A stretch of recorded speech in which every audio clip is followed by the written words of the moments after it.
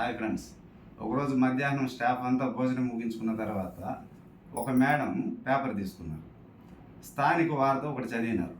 ఆ స్థానిక వార్త సారాంశం ఏంటంటే, వేరే వ్యక్తి మీద కక్ష కారణంగా అతను ఆ వ్యక్తి కొడుకు 4 ఏళ్ల పిల్లవాడిని ఇతను చంపేసినాడు. అది వార్త. అందులో ఆ ఫైల్ ఫోటో ఆ పిల్లవాడిది, చంపిన వ్యక్తి ఫోటో వేసినారు. ఆ వార్తను చూస్తూ ఒక మేడం ఇలా స్పందించారు. చూడండి సార్, ఎంత ఎర్రగా బొద్దుగా ఉన్నాడు బిడ్డ.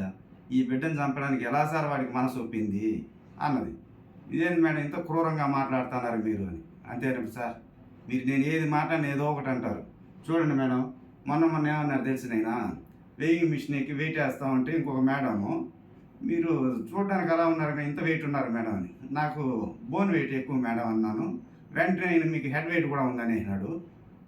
తర్వాత ఒకసారి ఒక అమ్మాయిని పిలిచి, సార్ ఈ అమ్మాయి క్లాస్లోకి అంతా మేలు సార్, బాగా చదువుతుంది అన్నాను. వెంటనే అయినా మేడం ఆ అమ్మాయి మేలు కాదు మేడం, ఫీమేల్ అన్నాడు. నేను ఏది మాట్లాడినా ఏదో ఒకటి అంటాడు మేడం. ఇప్పుడు చూడండి, నేను క్రూరంగా మాట్లాడినానంట అన్నది.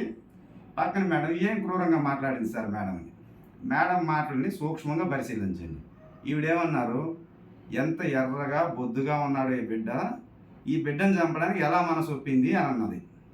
ఒకవేళ నల్లగా సన్నగా ఉంటే చంపేదానికి మనసు ఒప్పొచ్చనే కదా. అంటే ఒకవేళ నల్లగా సన్నగా ఉన్నాడు అనుకుంది ఆ బిడ్డ, ఈవిడ స్పందన ఏమో ఎలా ఉంటుందంటే, పైకి చెప్పకపోవచ్చు కానీ లోపల బా ఎంత వికారంగా నల్లగా ఉన్నాడు, చంపేసినట్టు మంచి పని చేసినాడు అనే కదా మేడం. అందరూ పక్క నవ్వినారు. నవ్వేసరికి ఆమెకు బాధ కలిగి, మేడం ఈ సంవత్సరం ట్రాన్స్ఫర్స్ ఉంటాయని. ఖచ్చితంగా ఉంటాయి మేడం, ఎందుకని నేను ఉండనమ్మా ఈ స్కూల్లో. నేను ఏది మాట్లాడినా ఏదో ఒకటి వేస్తూనే ఉంటాడు. కుప్పం వచ్చినా సరే నేను వెళ్ళిపోతా.